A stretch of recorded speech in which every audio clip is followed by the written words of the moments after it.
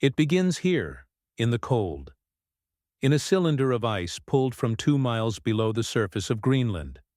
This is not an artifact shaped by human hands, but a column of captured time, each layer a season, each trapped bubble of air a breath from a forgotten atmosphere. We are looking for a single, specific boundary, a line almost too fine to see. It is a dark, thin stratum, a concentration of dust and frost compressed into a scar within the crystal. This layer marks the end of one world and the beginning of another. Geologists have given it a name, the Younger Dryas boundary, and they have given it a date, precise and unforgiving, 12,900 years before the present. This line is not a theory. It is a physical record, as real as a tombstone. Within that thin, dark layer, scientific instruments detect an anomaly, a sudden dramatic spike in the concentration of platinum. This is not a gradual accumulation, but a sharp, definitive signature, deposited across the ice sheet in a geological instant. The data is cold, administrative.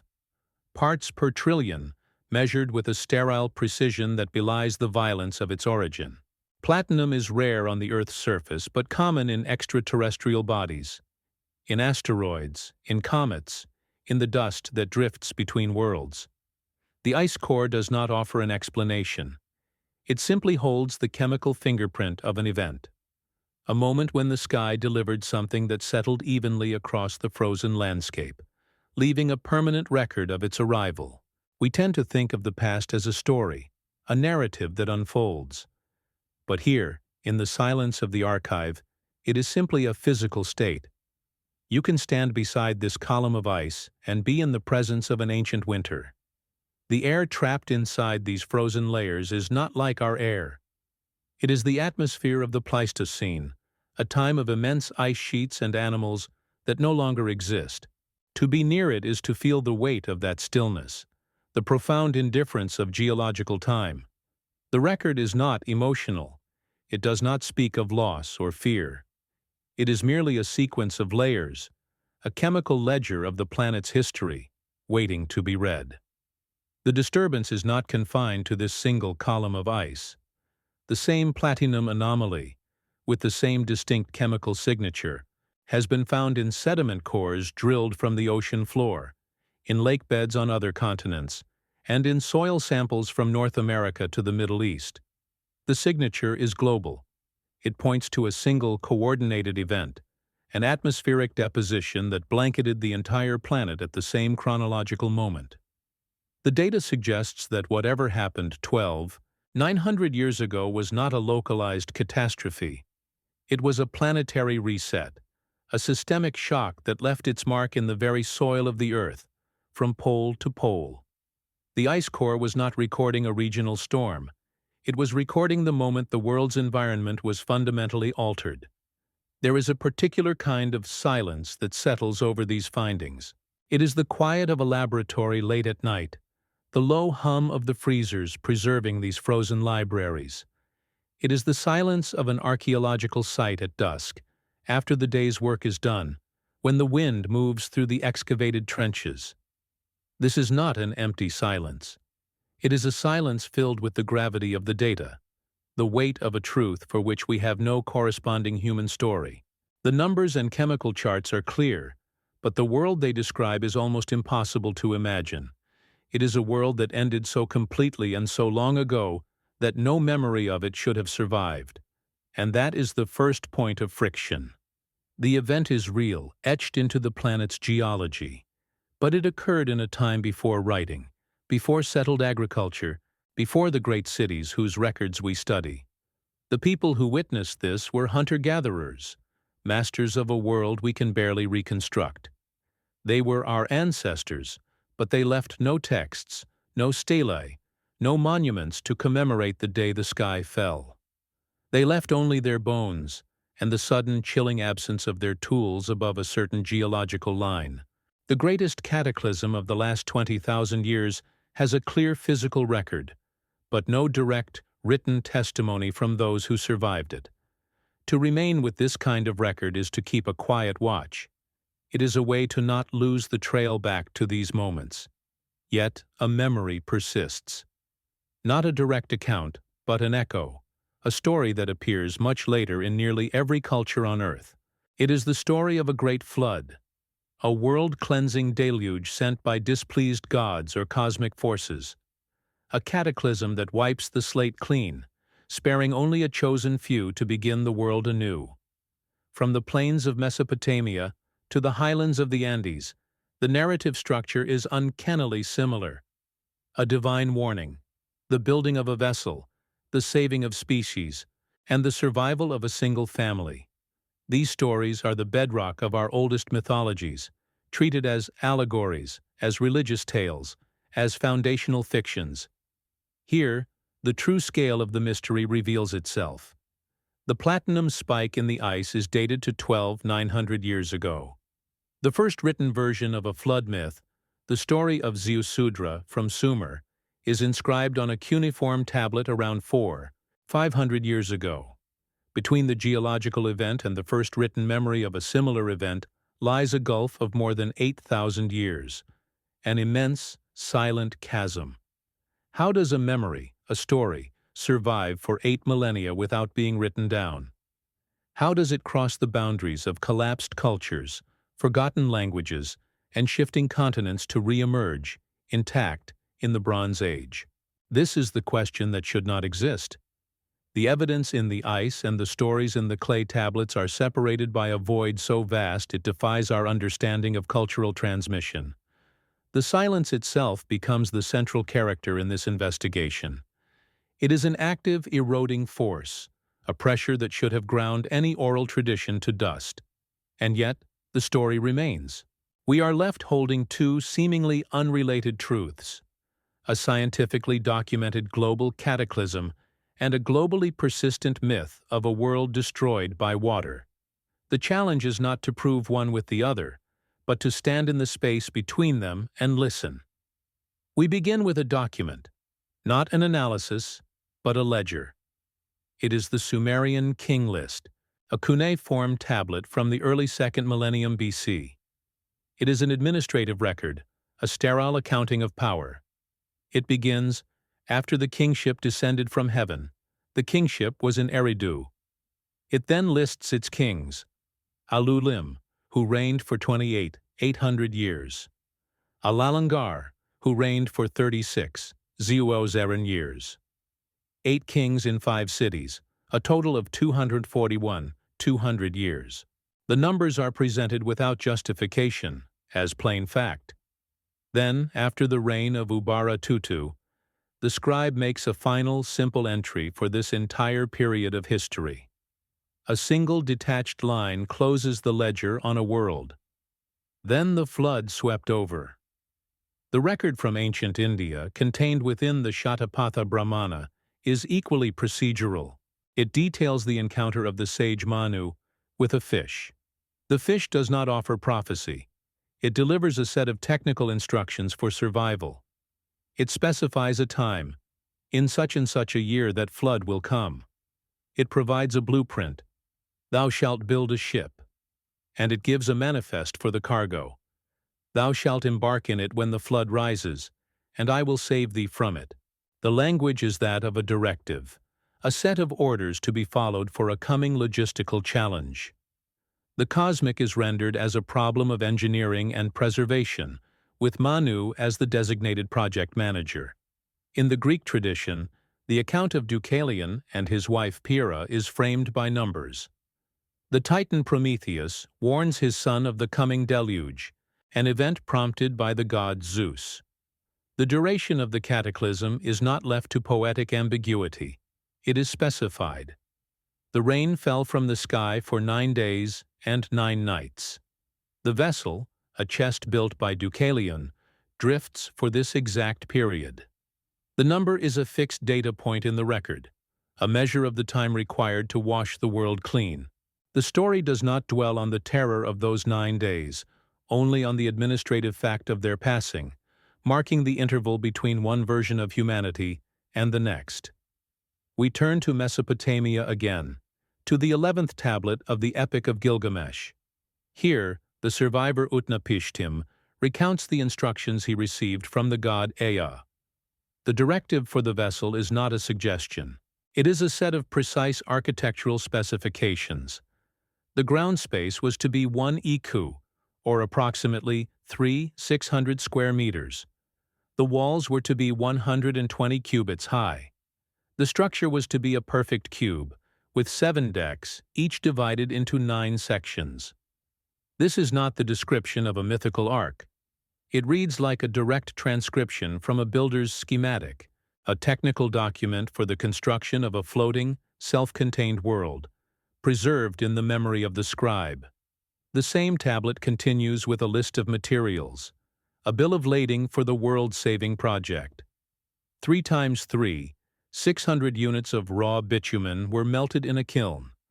3 times 3, 600 units of pitch were applied to seal the hull. The record accounts for the labor, the resources, the logistics.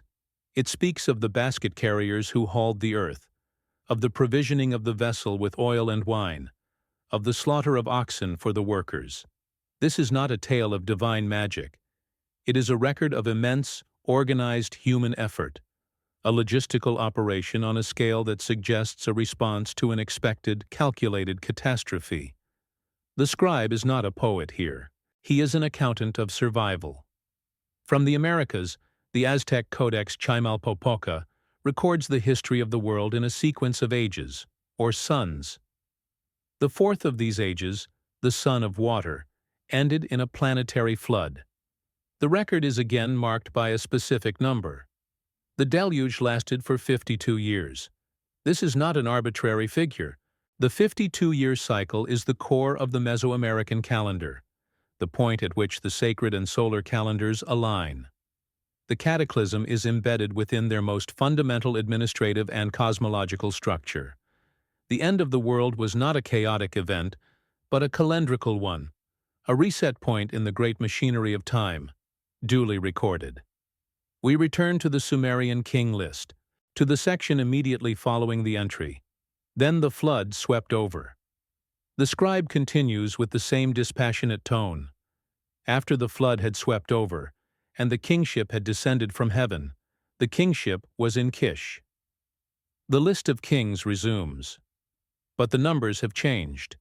The first king of the new dynasty, Jushur, reigned for 200 years. The next, Kulasina-Bel, for 960. The reigns, once measured in tens of thousands of years, are now grounded in a new, diminished reality. The ledger itself, through its cold numerical data, registers a fundamental and permanent alteration in the state of the world. The break is absolute. In nearly every record, the cataclysm is preceded by a warning.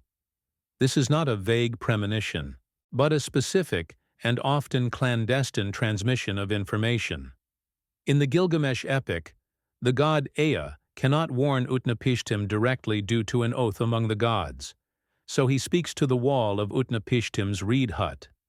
Reed hut, wall, wall, reed hut, hearken, wall, reflect. He then delivers the blueprint for the ark. The detail is strangely technical. It is a record of the method of communication, a workaround for a divine injunction, suggesting a system with rules and protocols, even in the act of cosmic destruction. Notice the quality of the silence in the space where you are. There is a weight to it, a presence. It is the quiet of an archive after closing, a stillness that holds the echo of these ancient lists and administrative records. Register the time on the clock. It is a specific moment, held between the reading of one tablet and the next, a point of stillness in the long, unfolding story of what was remembered and what was written down. This moment, too, is now part of the record. The manifest of survivors is remarkably consistent across traditions. It is never a random crowd of people. It is a curated list, a specific family unit chosen to carry the thread of life forward. Ziusudra of Shuruppak and his family. Utnapishtim, his wife, and his kin. Noah, his wife, his 3 sons, and their wives. Deucalion and his wife, Pyrrha. The principle is not the salvation of the species in general, but the preservation of a specific lineage, a single data line from which the world can be repopulated. The scribe records the names as one would record the transfer of an inheritance. The records are also precise about geography. When the waters recede, the vessels come to rest at specific, named locations. For Utnapishtim, the ark grounds on the peak of Mount Nisir. For Deucalion, the chest lands on Mount Parnassus. In the Hebrew account, Noah's ark settles upon the mountains of Ararat. These are not mythical, otherworldly places. They are real-world mountains, fixed points on a map. The scribe is logging the final destination of the voyage, closing the travel log with a concrete geographical coordinate. The event, for the record keeper, ends at a place you can point to. The cargo is described with a strange, biological precision. The instruction is often not just to save animals, but something more fundamental. In the Sumerian account, Ziusudra is told to preserve the seed of all living things. In the Akkadian version, Utnapishtim must take the seed of all living things aboard his vessel. This is the language of a genetic archive, a repository for the planet's biological code. The Ark is not merely a lifeboat, it is a conservatory, a library of life, designed to reboot an entire ecosystem from a carefully curated collection of source material. The agents of the cataclysm are often listed with their specific roles and responsibilities, like officials executing a decree. In the Babylonian Atrahasis epic, the divine council decides on the flood. The god Enlil is the author of the plan. The god Ninurta is tasked with overseeing the dikes and canals, ensuring their failure. The god Adad is responsible for the storm.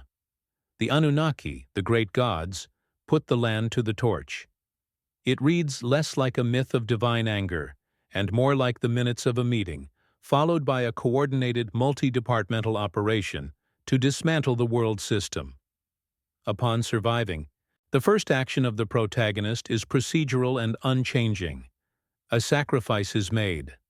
Utnapishtim disembarks from the ark and prepares an offering, arranging 7 and 7 cult vessels, burning reed, cedar, and myrtle. Noah builds an altar and offers burnt offerings of every clean animal. Deucalion makes a sacrifice to Zeus. This is not a spontaneous act of joy, but a required ritual, the first step in re-establishing order and protocol with the forces that govern the world. It is the final entry in a long and terrible checklist: survival, landing, sacrifice. The process is complete. A different kind of record comes from ancient China. The story of Emperor Yu the Great is not about surviving a flood, but about ending one. The Great Flood had raged for 2 generations. Yu's work is recorded as a massive feat of hydraulic engineering. For 13 years, he organized the dredging of rivers, the digging of canals to the sea, and the leveling of hills. The records, like the Tribute of Yu, read like a geographical survey, listing the rivers tamed, the mountains cleared, and the quality of soil in the 9 reclaimed provinces. It is a technical manual for planetary-scale geoengineering in the aftermath of a water world. The numbers that quantify the event are always present, even if they vary. The Hebrew account specifies 40 days and 40 nights of rain, and the waters prevailing upon the earth for 150 days. The Gilgamesh epic records 6 days and 7 nights of storm. The Greek myth specifies 9 days. The Aztec story speaks of 52 years. While the figures differ, their existence is the key. For the scribes, the cataclysm was a measurable event. It had a start time and an end time. It was an anomaly with a specific duration, a period of chaos that could be quantified and entered into the permanent historical ledger. The conclusion of the event is often marked by a formal, almost legalistic act. A covenant is established. In the Genesis account, the rainbow becomes the sign of God's promise never again to destroy all life with a flood. In the Mesopotamian epic, The goddess Ishtar raises her necklace of flies and swears an oath that she will never forget these days. This is the final piece of administrative paperwork. It is the closing statement of the official report, a guarantee against future occurrences, witnessed, recorded, and filed away by the scribe for all posterity. And so we are left with the finality of the original Sumerian entry. A long list of kings with impossibly long lives, a record of a stable, ordered world that seems to stretch into an eternal past. The scribe lists the names, the cities, the years, one after another, building a rhythm of continuity. Alulim, 28, 800. Alalangar, 36, 00. Enmenluana, 43, 200. Then the rhythm breaks. The last name is recorded. There is no explanation, no moral, no lament. The scribe simply notes the final, systemic event that ended this record and this world. Then the flood swept over. The ledger is closed. We do not look at these records in isolation. We lay them out, side by side, on the cold, flat surface of a long table in a quiet room. The Sumerian clay tablet, its cuneiform sharp and precise. A scroll of the Indian text, its script flowing like water. A transcription of the Greek, the Aztec, the Hebrew. They are artifacts from different worlds, separated by oceans and millennia. The work of the archaeologist begins here, not with a shovel, but with a gaze that moves slowly from one column of text to the next. The air is still. The only sound is the faint rustle of turning pages, the low hum of archival climate control. We are not looking for stories. We are looking for a signal beneath the noise, a structure that repeats. The first pattern emerges almost immediately. It is the warning.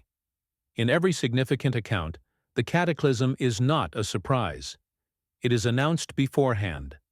The god Ea speaks to a wall to circumvent a divine oath and inform Utnapishtim.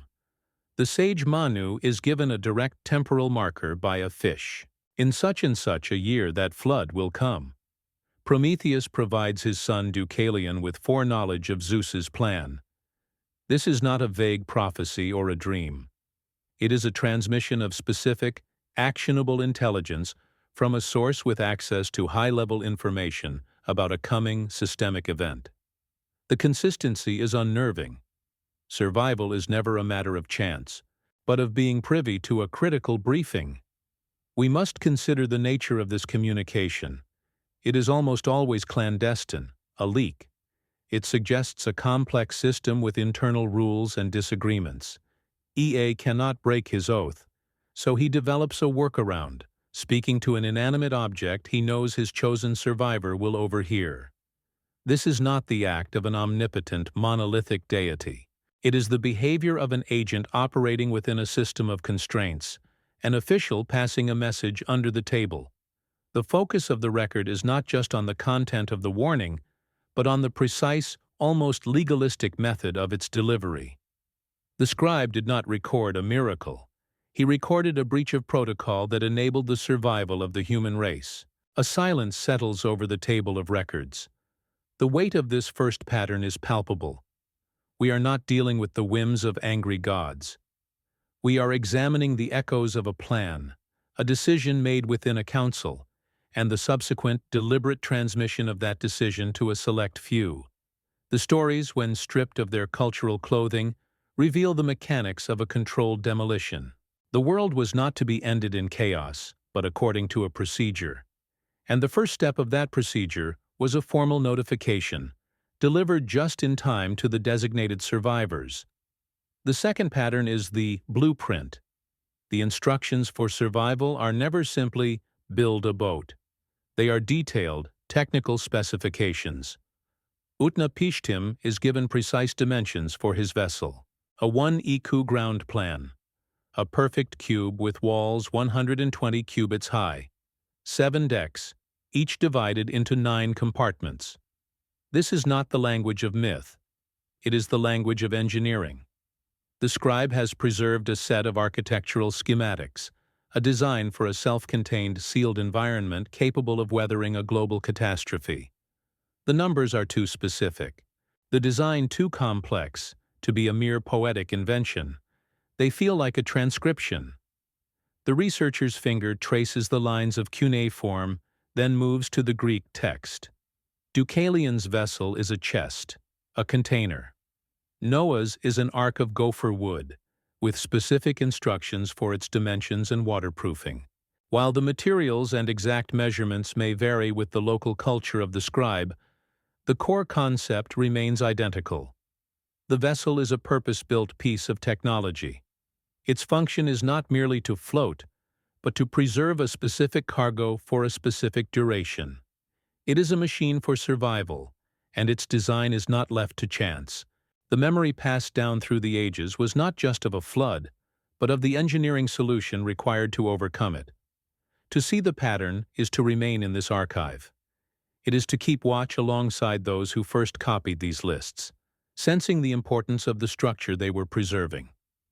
To stay with this trail is to acknowledge that some memories are too important to be lost.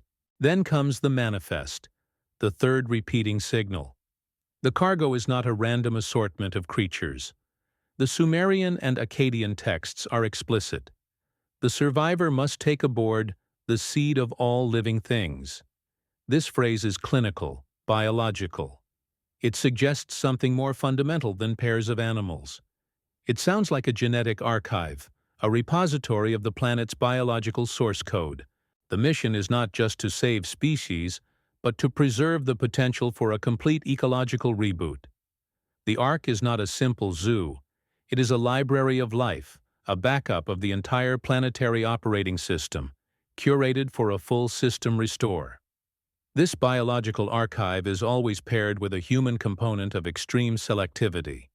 It is never a crowd of people who are saved. It is a single, chosen family, Utnapishtim and his kin, Noah, his wife, his 3 sons, and their wives, Ziusudra and his family. The principle is the preservation of a specific lineage. When you combine the 2 parts of the manifest, the genetic library and the single bloodline, the picture becomes clear. The plan was not the salvation of humanity in general. It was the preservation of a very specific data stream, both biological and human, from which a new world could be generated according to the original template. The scale of the undertaking is difficult to hold in the mind. This is not a story of a local flood and a few lucky survivors. It is a record of a planetary conservation project, executed on a logistical scale that is staggering, an operation to collect, store, and protect the genetic basis of an entire world's ecosystem, while simultaneously ensuring the continuity of a designated lineage. The silence in the room feels different now. It is filled with the ghost of this immense, silent operation, a project so vast it could only be remembered as the work of gods. A fourth pattern reveals itself not in the content, but in the tone. The language is overwhelmingly administrative. The Sumerian king list records the end of an entire epoch with the dispassionate finality of an accountant closing a ledger. Then the flood swept over. The Epic of Gilgamesh inventories the bitumen, pitch, and labor used to construct the ark as if it were a project manager's report. The Shatapatha Brahmana reads like a set of technical directives. There is a profound lack of emotion. The scribes do not dwell on the terror, the loss, the horror of a world drowning. They record the procedure. The archaeologist, standing over these texts, begins to see the scribe in a new light. This was not a poet, embellishing a tale for dramatic effect. This was a keeper of records, a copyist tasked with preserving a data structure that was ancient even in their own time. Their primary duty was not to interpret, but to transmit. The cold, procedural language, the lists, the numbers, the specifications. These were the elements they understood to be the core of the record. The emotional and narrative elements may have been added later, but the administrative skeleton was the original inviolable data packet they were tasked to preserve. The fifth pattern is geographical precision. The journey ends at a fixed physical location. When the waters recede, The vessels do not land in a mythical, imaginary realm. They come to rest on real-world mountains. Utnapishtim's ark grounds on Mount Nisir, Noah's on the mountains of Ararat, Deucalion's chest on Mount Parnassus. The scribe closes the log of the cataclysmic voyage with a final, concrete geographical coordinate. This detail anchors the entire event to the known world. It provides a terminal point for the narrative, a location that could, in theory, be visited. It is the last entry in an incident report. Case closed at the following location. One can almost feel the solid ground beneath the feet of the survivors, the wind on the high mountain peak, the silence after the storm. These named mountains are not just symbols of salvation. They are the physical evidence that the journey, however fantastic, took place within the boundaries of our own world. They are the pins on the map that say, "It ended here." The memory is not of a dream. It is of a historical event that concluded at a specific place on the surface of the Earth. The sixth and final pattern is the protocol for re-engagement. Upon disembarking, the first act of every survivor is identical and procedural. They make a sacrifice. Utnapishtim builds an altar and burns reed, cedar, and myrtle. Noah builds an altar and makes burnt offerings. Deucalion offers a sacrifice to Zeus. This is not a spontaneous celebration. It is a formal ritual, the required first step to re-establish communication and proper relations with the cosmic order. It is the final item on the operational checklist. Land, secure the site, and reopen official channels. The world can begin again, but only after the correct protocols have been observed. The researcher steps back from the table away from the individual records. The pattern is no longer a collection of similarities. It is a single repeating structure, a narrative chassis upon which different cultures have built their own stories. 1. A specific, high-level warning. 2. A technical blueprint for a survival vessel. 3. A curated manifest of genetic material and a chosen lineage. 4. The cataclysm itself. 5. A safe landing at a specific geographical location. 6. A protocol of sacrifice to re-establish order. This six-part sequence is too rigid, too logical, too widespread to be the product of chance. This is the true problem. Not that flood myths exist, but that they share a common, underlying file structure.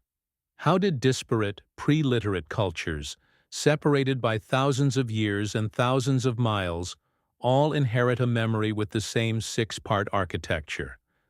How could an oral tradition preserve such a specific, procedural narrative for 8,000 years before it was ever written down?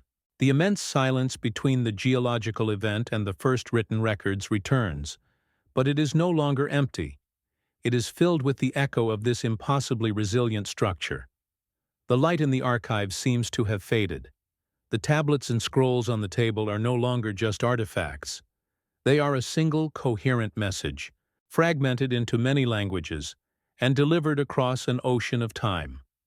The focus of the investigation has shifted. The question is no longer whether a great flood happened. The question is how the detailed operational plan for surviving it was preserved, with such administrative precision, in the memory of humankind. The mystery is not the water. It is the persistence of the blueprint. The records do not speak of a single angry god. They speak of a committee. In the Mesopotamian accounts, the decision to cleanse the world is not a solitary act of divine will. It is a resolution, passed in an assembly of the highest powers. The Atrahasis epic is explicit. The great gods held a council and bound themselves to the plan with a formal oath. This detail changes the character of the event entirely. It shifts it from the realm of chaotic, emotional outburst to that of a premeditated, authorized, and collectively enforced policy decision. The scribe is not recording a tantrum. He is recording the minutes of a meeting that concluded with a vote for planetary demolition. To stand before this record is to feel a particular kind of coldness. The idea of a council, a formal body deliberating the fate of a world, is more unsettling than the image of a wrathful deity. It suggests process, logic, and a chain of command. It implies that the end of the world was not an accident or a tragedy, but a project managed and executed by an organized group. The silence that follows this realization is the silence of an empty boardroom after a momentous decision has been made, the faint echo of consensus still hanging in the air. The cataclysm was not an act of passion, it was an act of administration. The texts assign specific roles and responsibilities with the clarity of a project charter. The entity designated Enlil is consistently named as the primary author and enforcer of the plan. He is the one who convenes the council, who proposes the flood, and who expresses anger when he discovers that humanity has survived. His function in the narrative is that of a chief executive, the ultimate authority driving the project forward. The scribe records his name and title not with fear, but with the procedural neutrality of a clerk noting the head of a department. Enlil is not a god of chaos. He is the administrator of order through destruction. Beneath him, a hierarchy of functionaries is detailed. In the Babylonian epic, the god Ninurta is given the task of overseeing the dikes and canals, ensuring their systemic failure. The god Adad is assigned responsibility for the storm from the sky. These are not descriptions of mythical powers. They are job descriptions. Ninurta is the head of infrastructure demolition. Adad is the director of meteorological operations. Each agent is tasked with a specific component of the overall plan, their actions coordinated to achieve a single, unified outcome. The cataclysm unfolds with the terrifying efficiency of a well-managed engineering project. The record also names a collective, a group entity designated as the Anunnaki. Their role is specific and brutal. While Adad brought the storm and Ninurta dismantled the water controls, the Anunnaki put the land to the torch. They are the ground crew, the operators of the final, incendiary phase of the demolition. The scribe does not describe them as individuals with personalities or motives. They are a plural noun, a functional unit, defined by a single devastating action. They appear in the record, perform their assigned task, and then vanish. They are a tool, a line item in the operational plan. We must pause here. The very structure of this divine bureaucracy is what was preserved.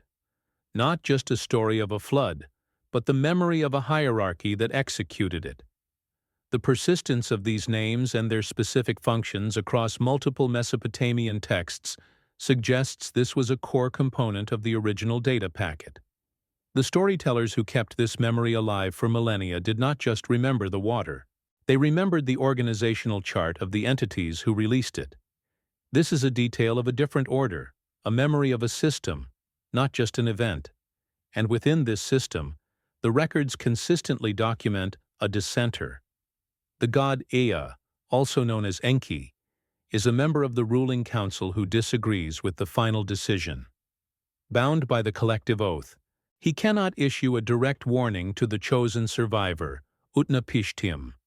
So he develops a workaround, a method of leaking the classified information without technically violating the terms of his security clearance. He speaks not to the man, but to the wall of the man's reed hut. The record preserves the exact method of this clandestine communication, a detail so strange and specific it resists mythological interpretation. This act of subversion is central to the entire narrative of survival. Without this breach of protocol by an insider, the blueprint and the warning would never have been transmitted. The human lineage would have ended. The scribe, in recording Ea's actions, is documenting an act of corporate espionage, a case of a high-ranking official leaking a state secret to a designated asset. The survival of our species, according to the oldest written records, is the direct result of an internal conflict within the command structure of the others. The gods are not a monolith. They have factions, rules, and agents who are willing to break them. The Greek tradition presents a more streamlined command structure. There is a council of gods, but the decision is attributed primarily to one figure, Zeus. His motivation is recorded as disgust with the state of humanity. Yet even here, there is an insider who leaks the plan. The Titan Prometheus, a figure known for his sympathy to mankind, warns his son Deucalion, providing him with the necessary foreknowledge to construct his survival vessel. The pattern repeats: a high-level decision for destruction, and a clandestine warning from a dissenting member of the ruling class. The names change, but the functional roles remain stable across cultures. We are left to observe these agents solely through their recorded functions. The texts offer no physical descriptions, no true insight into their nature. They are defined by their titles: Enlil, Ea, Zeus, the Anunnaki, and by the administrative or operational roles they perform within the narrative of the cataclysm. They are the council that decrees, the engineers that dismantle, the insiders that leak, and the ground crews that burn. They are presented not as gods to be worshipped, but as a complex and sometimes divided bureaucracy managing a planetary system. The silence in the records concerns their origin and their ultimate fate. After the flood, they seem to recede. Their direct, operational involvement in the world diminishes. In the Mesopotamian account, they establish a covenant, a new set of operating rules for the planet, and then largely retreat from the narrative. They set the system for the new age and then assume a position of oversight rather than direct management. Their work is done. The reset has been completed. The new parameters have been set, and the file has been closed. Consider the term Anunnaki itself. In Sumerian, it is often translated as those of royal blood or princely offspring. In later Akkadian texts, it refers to the deities of the underworld, the judges of the dead. But in the context of the flood, their role is purely functional and terrestrial. They set the world ablaze. They are a category of being, a class of agents, whose name is preserved alongside their specific task in the Great Cataclysm. The scribe was careful to note which group did what, as if logging the actions of different military units in a combined operation. The emotional state of these entities is recorded with the same administrative detachment. Enlil is wroth when he discovers survivors. Ishtar expresses regret, comparing the drowned humanity to dragonflies filling the sea. But these are presented as reactions to the operational outcome, not as the chaotic emotions that caused it. They are akin to a project manager's frustration at an unexpected contingency, or an official's remorse after reviewing a damage report. The emotions are a consequence of the plan's execution, not its origin. The implications are difficult to hold. If we read the texts not as myth, but as a distorted memory of a real event, then what are we to make of these others? The memory preserved is not of elemental forces of nature. It is the memory of intelligent agents acting in concert, following a plan, and operating within a hierarchical structure. They are the cause of the cataclysm, the source of the blueprint for survival, and the architects of the world that followed. They are the missing variable, the unseen hand that managed the global reset. We are not required to believe in them. We are only required to notice that the scribes who wrote our oldest stories believed in them with enough conviction to record their names, their titles, and their exact functions within the operational plan for the end of the world. The scribes did not see them as symbols. They saw them as the agents responsible, and they logged their actions for the record. The final image is that of the god Ea, speaking his secrets to a wall of woven reeds.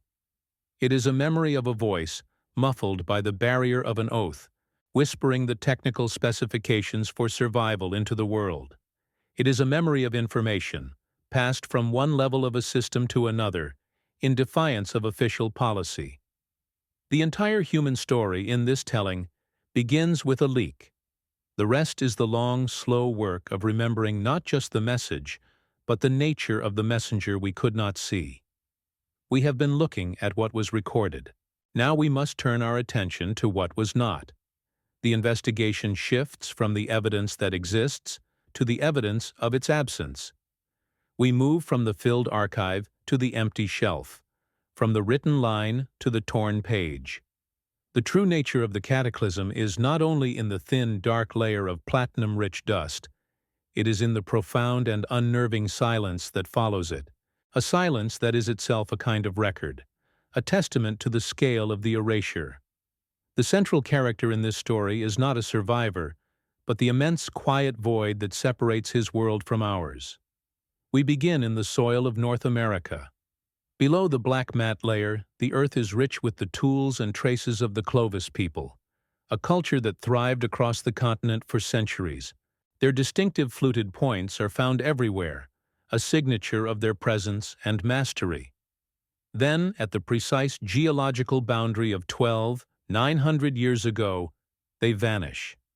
Above the black mat, there is nothing. No tools, no spear points, no continuity. The archaeological record does not show a decline, a migration, or a transformation. It shows a full stop. The layer is not just a geological marker, it is a cultural tombstone, sealing a world that simply ceased to be.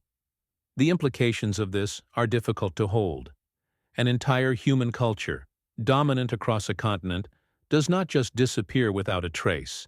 Such an event requires a cause of almost unimaginable speed and lethality. The silence in the soil is not a passive lack of information. It is an active signature of a terminal event. It is the physical evidence of a rupture so complete that it broke the chain of human presence in that part of the world. The people who lived there did not forget how to make their tools. There was simply no one left to make them. The quiet earth holds the memory of their sudden absence. There is a particular quality to an excavation trench that exhibits this boundary. It is the stillness of a place where a story ends abruptly. The trowel scrapes against the sterile soil above the line, and the mind is forced to confront the meaning of that emptiness. It is a silence measured not in sound, but in the lack of human touch. For thousands of years before, hands had worked stone here. Then, in a geological instant, they stopped. To stand in such a place at dusk, as the wind moves through the empty trench, is to keep watch over that final unrecorded moment. Now we must turn to the silence of the calendar. The geological event, marked by the platinum spike and the black mat, is firmly dated to 900 years before the present. The first written account of a world-destroying flood, the Sumerian story of Ziusudra, is inscribed on a clay tablet around 500 years ago. Between the two lies a chasm of approximately 8,400 years. A span of time so vast it is nearly 3 times the length of all recorded history, from the first cuneiform to the present day. This is the central problem, the antagonist of our investigation. An immense, undocumented void. This chronological gap is not merely a missing link. It is an active, eroding force. Oral traditions are fragile things, subject to the drift of language, the collapse of cultures, the forgetting that comes with generations. For a story, a specific and structured memory, to survive for over 8 millennia without being written down is considered, by all conventional models of cultural transmission, to be an impossibility. The pressure of that much time should have ground the memory to dust, leaving nothing but faint, folkloric echoes. And yet, the detailed administrative record of the flood re-emerges, intact, in the Bronze Age. We are forced to conceptualize this silence as an ocean of time, deep and corrosive. The memory of the cataclysm is like a vessel that had to cross it. Not a physical arc, but a narrative one, passed from generation to generation in the dark, without charts or compasses. The fact that it arrived at the far shore of the written word at all is the primary anomaly. The silence itself becomes the context, the hostile environment through which the data packet of the story was miraculously transmitted. We are studying not just the message, but the impossible journey it took through the great forgetting. Take a moment. Register the quiet in the space where you are now. The low hum of the world outside, the measure of your own breathing. This interval, this small pocket of silence, is a model for the greater one we are observing. It is within such spaces, repeated over thousands of years, that the memory was either preserved or lost. To understand the story, we must first understand the nature of the silence it had to defeat. This quiet is now part of the investigation. Another form of erasure is physical and absolute.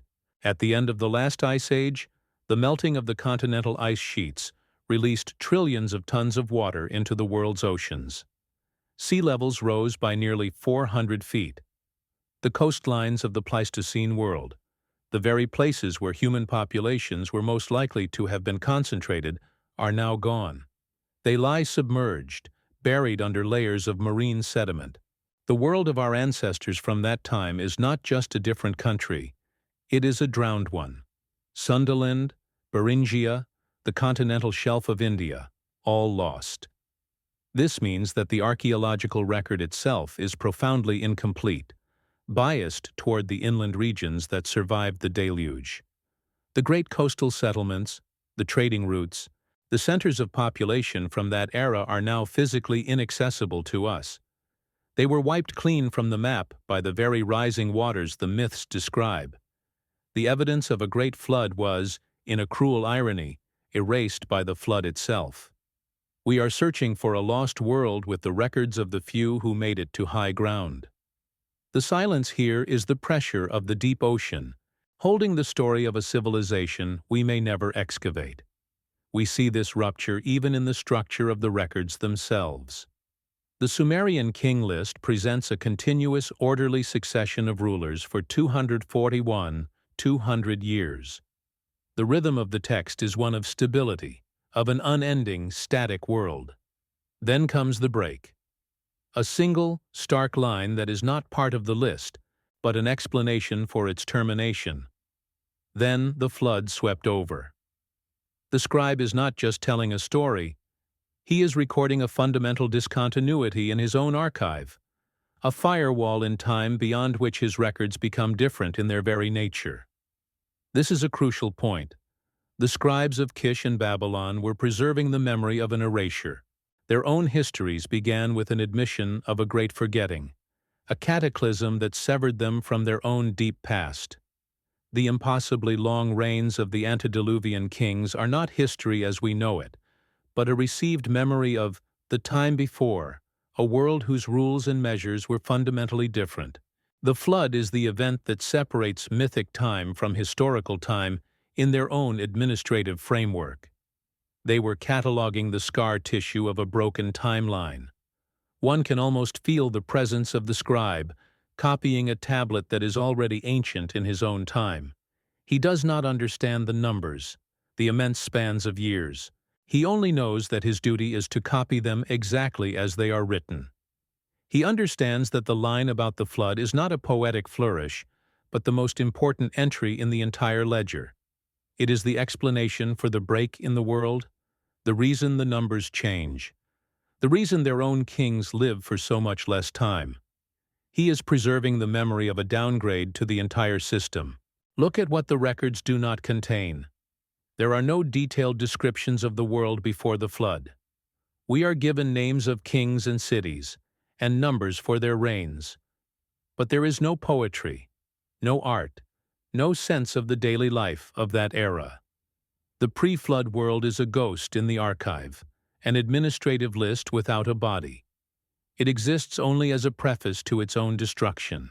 The memory that survived was not of what that world was like, but only that it existed and that it was ended completely.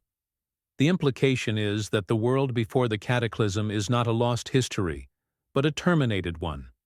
Its reality is attested to only by the record of its absolute and systemic annihilation.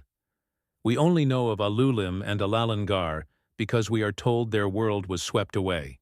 The silence, in this case, is the silence of a deleted file. The only thing that remains is the log entry that records the deletion event. The scribes were the keepers of that final, terrible log entry. This is the true nature of our invisible antagonist. Time does not just pass, it scours. It grinds civilizations into sterile soil, turns coastlines into abyssal plains, and erodes memory into myth. It does not need to fight or argue. It simply waits, and everything that is not carved into the deep structure of memory eventually dissolves. The silence is the default state. The story, the signal, is the anomaly that must be explained. We are left standing on a high, windy plateau, looking out over a landscape that has been reshaped by forces we can barely comprehend. A place like the channeled Scablands, perhaps. The ground beneath our feet feels solid, but we know it is just the top layer, the latest page. Beneath it lie the records of other worlds, and the silent, sterile layers that mark their end. The wind sounds like a whisper, but it carries no words. It is the sound of deep time, moving over a world that has forgotten most of its own story. The silence, then, is not an end to the investigation. It is the lens through which we must now look at everything that remains. The few scattered stories that survived the 8,000-year crossing did not do so by chance. They were preserved because they were considered essential. They were the final message from the world before, a warning and a blueprint, carried across the great ocean of forgetting. The profound absence of any other record is what gives these surviving myths their true and terrifying weight. The silence is the proof of the flood. The nature of the record has changed. We are no longer looking at what is missing, but at the unsettling specificity of what remains. The problem is not that our ancestors remembered a flood. The problem is that they remembered it with the cold, procedural detail of an engineer. The stories that crossed the 8,000-year silence are not simple tales of survival. They are technical documents, wrapped in the language of myth. They preserve schematics, logistical manifests, and operational protocols. We are faced with a memory that is too structured, too administrative, and too correct in its technical implications to be a simple allegory. Consider the vessel. In nearly every account, it is not just a boat built to float on water. It is a sealed environment.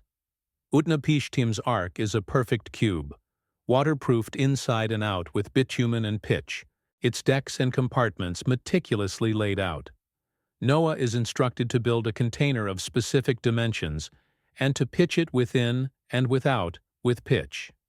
This is a recurring instruction for creating an airtight, hermetically sealed container. Why would a culture remembering a simple deluge preserve with such insistence the detail of an enclosed, self-contained biosphere? A simple boat would suffice for rising water. A sealed ark is a solution for a different kind of problem. The image is one of profound isolation. A single, contained world, adrift not just on an ocean of water, but in a space where the outside itself has become hostile. The memory is not of seeking high ground, but of sealing oneself off completely from the external environment. It is a strategy of quarantine.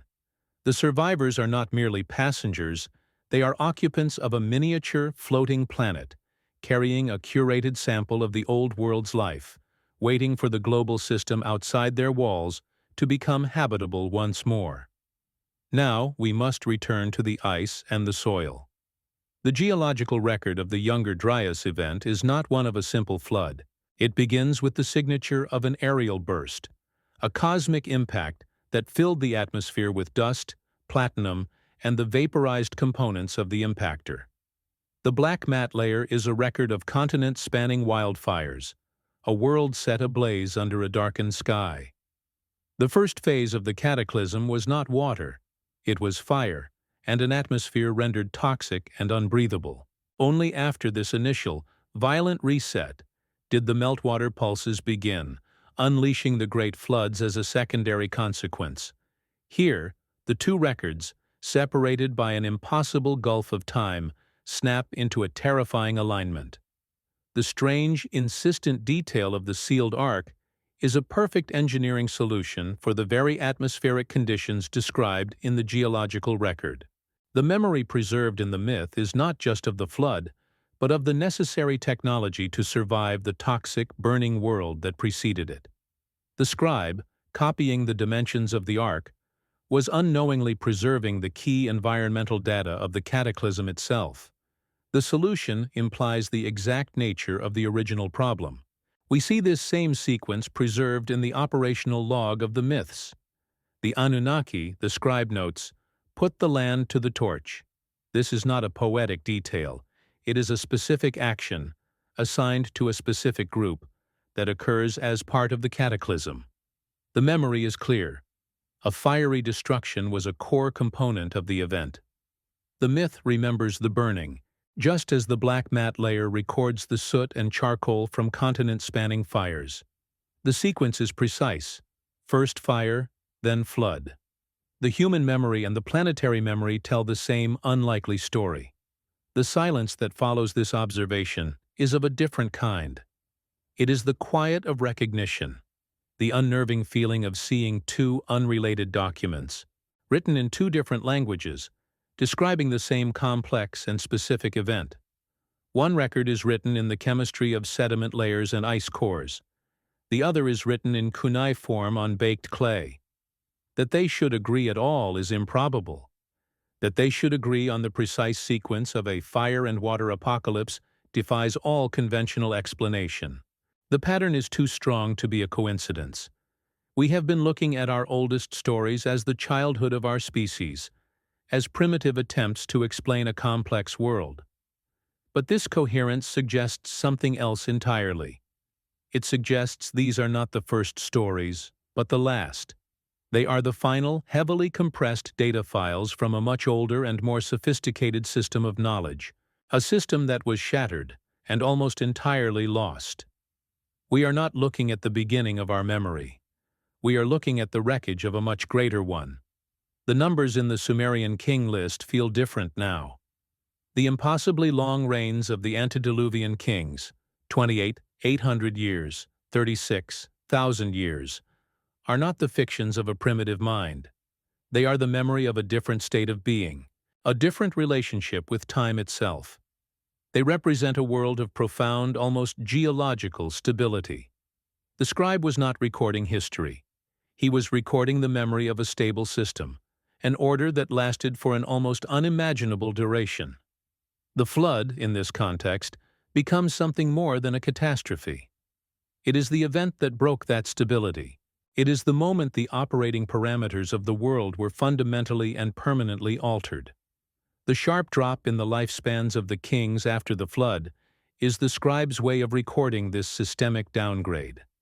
The world after the reset was a diminished, less stable, and more chaotic place. The king list is not a history of kings, but a history of the world's operating system, written as a lament for its former, more perfect state. This changes our position in the story. The cataclysm was not a random act of nature. The transmitted memory insists it was a planned event, a decision made by a council, with foreknowledge available to a select few. The leak from the god Ea is the memory of a deliberate transmission of information, a warning that allowed for the preparation of the engineering solution. This implies the event was predictable, that it belonged to a cycle or a system understood by the others. Humanity, in this rereading, is not the central character of the drama. We are the subjects of it, the species to be managed. The story of the flood is not our story of survival.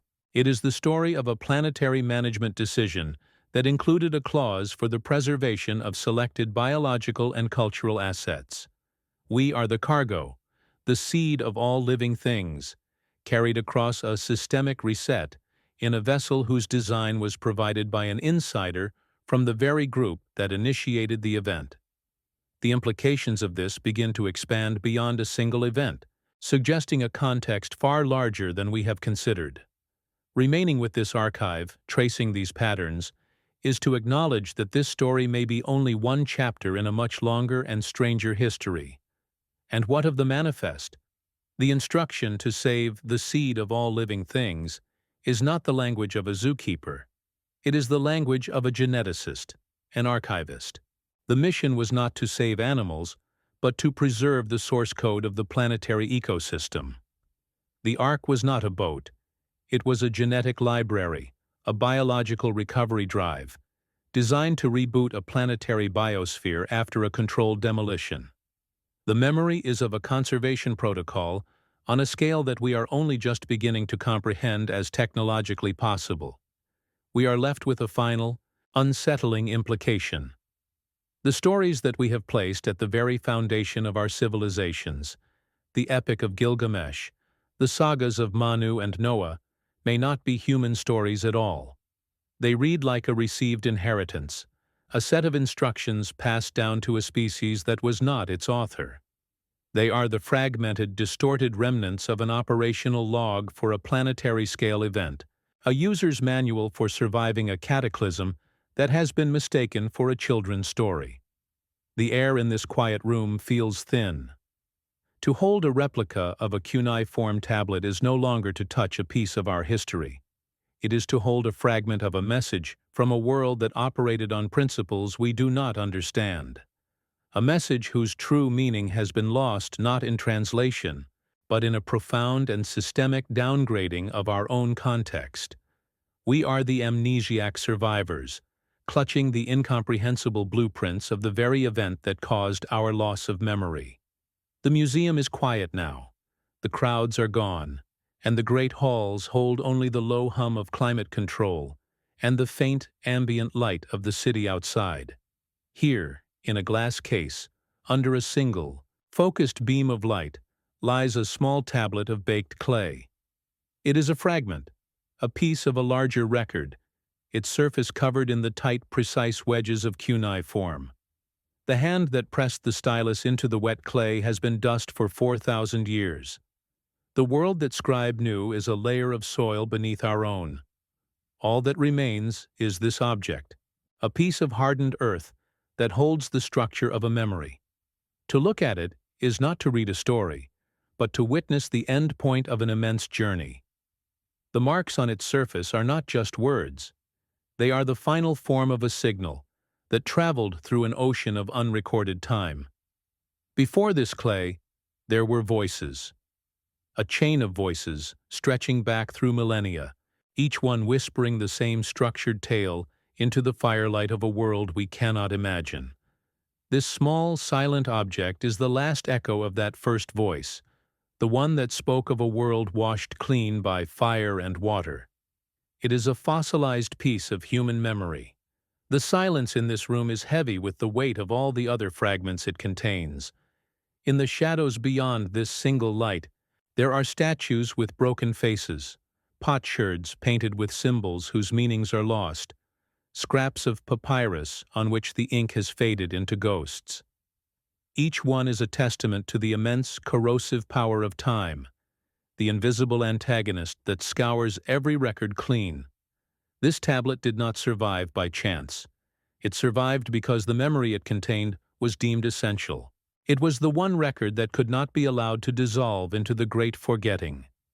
We are left here, in the quiet, holding the two ends of a broken thread. In one hand, the cold, hard data from the ice, the chemical signature of a planetary reset, etched into a frozen library. In the other, this fragment of clay, containing the impossibly resilient memory of the same event, translated into the language of myth and gods. The 8,000-year gap between them remains, a chasm of silence that defies our understanding.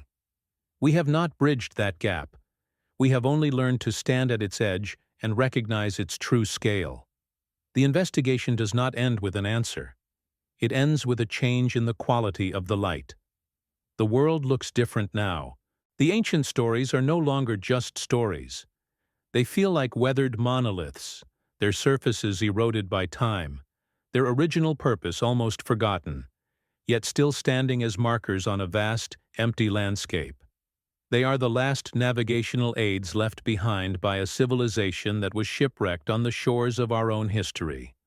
We are the descendants of the few who made it to high ground, clutching the torn fragments of their maps. The patterns we found, the warning, the blueprint, the manifest, do not offer comfort or clarity. They are unsettling in their specificity, too logical and administrative to be the product of a simple dream. They feel like the sections of a technical manual, a protocol for a planetary emergency, preserved in the only medium that could survive the collapse of its parent culture: story. The details are not the embellishments of a poet. They are the core data packet that the story was designed to protect. We are not the first to stand watch over this memory. The scribe in Shurupak, copying the tale of Ziusudra, was also a curator, preserving a record that was ancient even to him. He did not understand its origins, but he understood its importance. He felt the weight of the silence that preceded it. His act of writing was not one of creation, but of transmission, a final, desperate effort to pass the warning forward, into a future he could not see. We are that future, and the message has arrived, though its context is almost entirely gone. The desert at night. The sand is cool now, and the sky is a field of cold, distant fires. The same stars that looked down on the world of the Pleistocene now look down on our own. They are the silent witnesses, the only observers who have seen the entire story. The wind moves across the dunes, a low, constant whisper. It is the sound of deep time, the breath of the planet, which remembers everything and says nothing. It moves the sand, covering and uncovering the bones of forgotten worlds with sublime indifference. In this immense quiet, the human scale feels both fragile and profound. A single life, a single generation, is a grain of sand. But the chain of memory, the passing of a story from one hand to the next, across 300 generations in the dark, that is a structure of a different order. It is a testament to the stubborn human refusal to let the most important things be erased. We are built of the stories we choose to keep. The question has changed. We no longer ask if a great flood happened. The planet's own memory, written in ice and sediment, has answered that. The question that remains is about ourselves. How did we remember? How did a species with no writing, no permanent cities, no unified culture, manage to preserve the detailed operational memory of a global cataclysm for more than 8 millennia? The mystery is not the event. It is the impossible fidelity of its echo. We are left with the feeling of a presence, the ghost of a knowledge that was once complete. We are sifting through the wreckage of a library, trying to reconstruct a single, coherent volume from a few charred pages. The story of the flood is not the book itself. It is the table of contents, all that survived the fire. It points to a body of knowledge that we have lost, a way of understanding the world and its cycles that was shattered by the very event it described. The journey ends where it began, in the cold, in the silent, sterile archive where the planet's memory is kept frozen and safe. The low hum of the freezers is the only sound. We stand before a single cylinder of ice, pulled from 2 miles below the surface of Greenland. It is not an artifact. It is a column of captured time, an archive of ancient winters and forgotten atmospheres, waiting to be read. Our attention is drawn to a single, specific boundary within the crystal. A dark, thin stratum, a scar of dust and frost compressed into a line almost too fine to see. The younger Dryas boundary, the tombstone of a world. It is not a story or a myth. It is a physical state, a moment of termination held in place for 12,900 years. It does not offer an explanation. It simply is. The ice holds the chemistry. The clay holds the memory. One is the record of the planet. The other is the record of its bewildered children. For a long time they were seen as separate, unrelated things. Now we see them as two halves of a single, terrifying truth. The silence between them is not empty. It is filled with the weight of what was lost, and the quiet insistence of what was, against all odds, remembered.